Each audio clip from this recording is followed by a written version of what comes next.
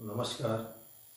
मैं मनहर सिंह साहू, सहायक प्राध्यापक भूगोल, शासकीय स्नातकोत्तर महाविद्यालय कुरुद। आज का मेरा व्याख्यान है 36 संस्तर वाले भौगोलिक मानचित्रों का भूवैज्ञानिक व्याख्या करना, उनका अध्ययन करना। भूवैज्ञानिक मानचित्र की व्याख्या करने के लिए एक निश्चित क्रम में हम अध्ययन करते हैं। सबसे पहले जो भूवैज्ञानिक मानचित्र दिया जाता है उसकी पहचान की जाती है, उसका आइडेंटिफिकेशन किया जाता है। पहचानने के लिए हम भूगर्भिक मानचित्र जो दिया रहता है उसको बारीकी से अवलोकन करते हैं।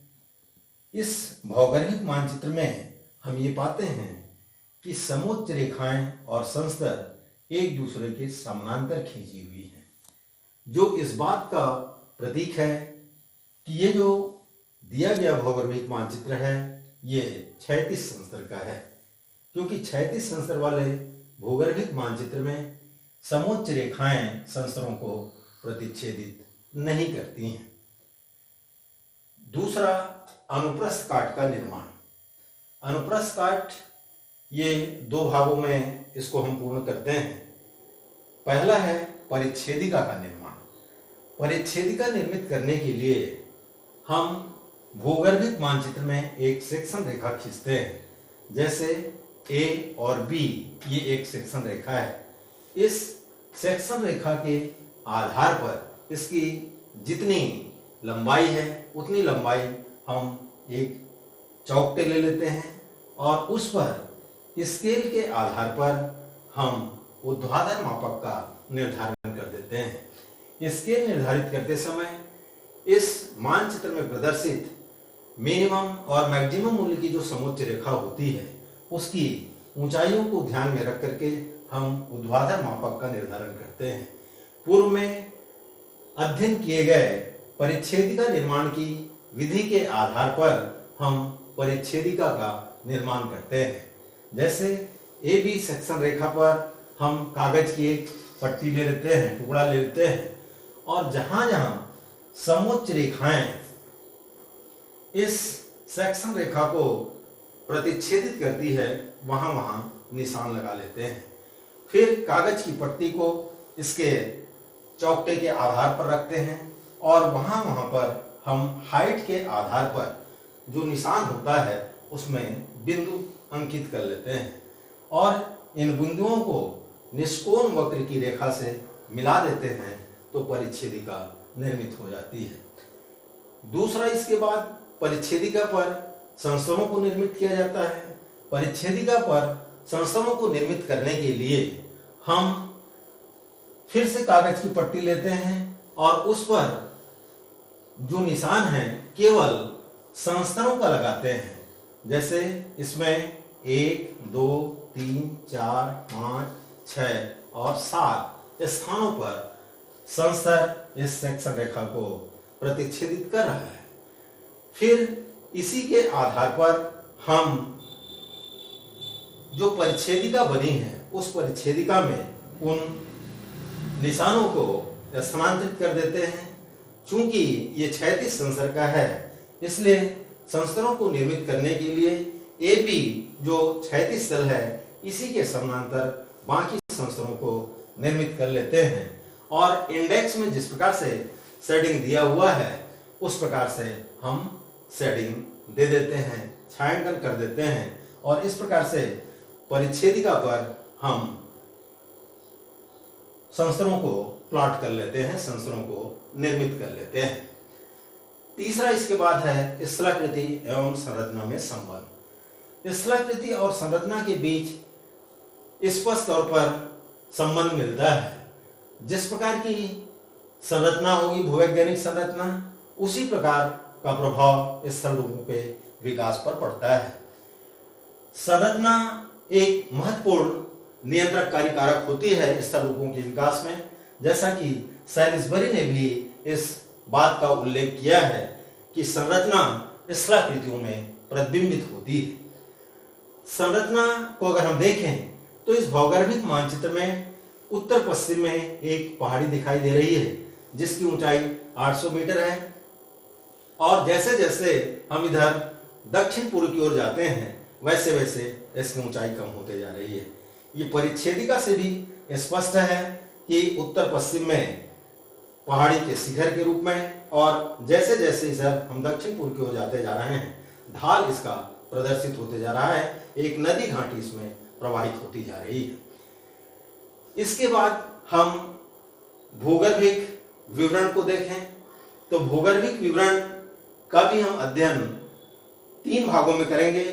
संस्तरों का क्रम, संस्तरों की मोटाई, संस्तरों का प्रकार। सबसे पहले हम देखते हैं संस्तरों का क्रम किस प्रकार का है। तो संस्तरों का जो क्रम है, इंडेक्स को अगर हम देखें तो इंडेक्स में संस्तरों का जो क्रम दिया हुआ है, ये जो क्रम है ये ऊपर से नीचे अगर हम देखें तो ऊपर सैंडस्टोन है, ग्रीट है, मडस्टोन है, सेल है, कांग्लोमरेट है। महासागरीय निक्षेप के दौरान महासागरों में इन संस्तरों का जब निक्षेपण हुआ तो सबसे पहले कांग्लोमरेट का निर्माण हुआ। कांग्लोमरेट के बाद सेल का, सेल के बाद मडस्टोन का, मडस्टोन के बाद ग्रीट का, और ग्रीट के बाद सैंडस्टोन का। तो प्राचीनता से नवीनता के क्रम में अगर हम ले, नीचे से ऊपर अगर हम लेते हैं तो सबसे प्राचीन कांग्लोमरेट है, उसके बाद सेल का निक्षेप हुआ, फिर मडस्टोन का, फिर ग्रीट का, फिर सैंडस्टोन का क्रम मिलता है। अगर यही इंडेक्स दायां से बायां दिया हुआ होता तो बाईं ओर के जो इंडेक्स हैं उसमें जो संस्तरों को प्रदर्शित किया जाएगा वो प्राचीन क्रम के होंगे, और दाहिनी ओर जिन संस्तरों को प्रदर्शित किया जाएगा वो नवीन संस्तर को स्पष्ट करते हैं। संस्तरों की मोटाई, चूंकि इसमें संस्तर क्षैतिज है इसलिए संस्तरों की मोटाई का जो निर्धारण है 2 संस्तर तलों के बीच की जो दूरी होती है उसको स्केल के आधार पर कन्वर्ट कर लेते हैं, और समोच्च रेखाओं के बीच जो अंतर होता है उन अंतरों के आधार पर इनकी मोटाई को ज्ञात किया जाता है। तो सबसे निचला जो क्रम है कांग्लोमरेट, इसके लोअर लेयर का पता नहीं है इसलिए इसकी मोटाई हम निर्धारित नहीं कर सकते हैं।